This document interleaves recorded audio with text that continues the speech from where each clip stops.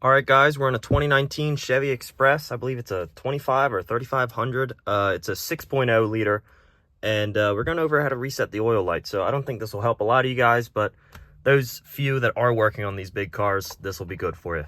So first thing you're going to do, turn the key to the on position.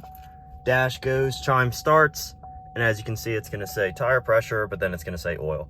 Chevy likes to keep it simple still on some of these. All you have to do, press the gas pedal 3 times. You're going to do down, hold, up, down, hold, up, down, hold, up.